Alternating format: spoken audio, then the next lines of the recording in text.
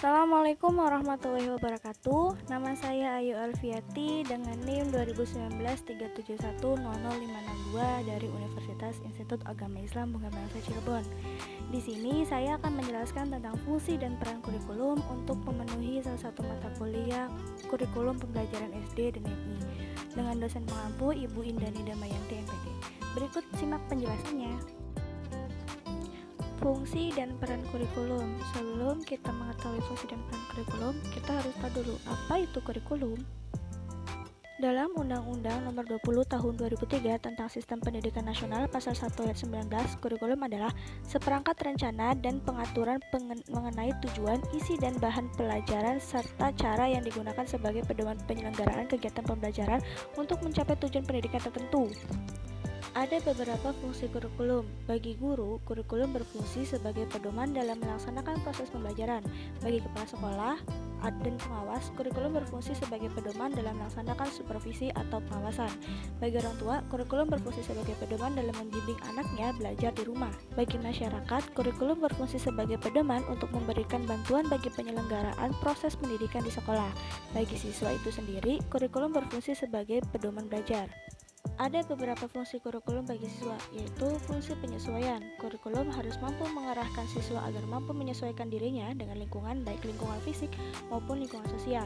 Kemudian ada fungsi integrasi. Kurikulum bermakna sebagai alat pendidikan harus mampu menghasilkan pribadi-pribadi yang utuh untuk dapat hidup dan berintegrasi dengan masyarakat. Kemudian ada fungsi diferensiasi. Kurikulum bermakna sebagai alat pendidikan harus mampu memberikan pelayanan terhadap perbedaan individu siswa. Selanjutnya ada fungsi persiapan. Kurikulum bermakna sebagai alat pendidikan harus mampu mempersiapkan siswa untuk melanjutkan studi ke jenjang pendidikan selanjutnya. Lalu ada fungsi pemilihan. Kurikulum bermakna sebagai alat pendidikan harus mampu memberikan kesempatan kepada siswa untuk memilih program belajar yang sesuai dengan kemampuan dan minatnya. Yang terakhir yaitu fungsi diagnostik.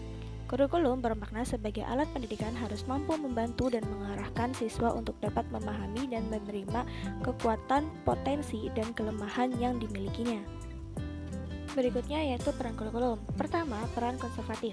Peran konservatif menekankan bahwa kurikulum itu dapat dijadikan sebagai sarana untuk mentransmisikan nilai-nilai warisan budaya masa lalu yang dianggap masih relevan dengan masa kini kepada generasi muda. Yang kedua yaitu peran kreatif.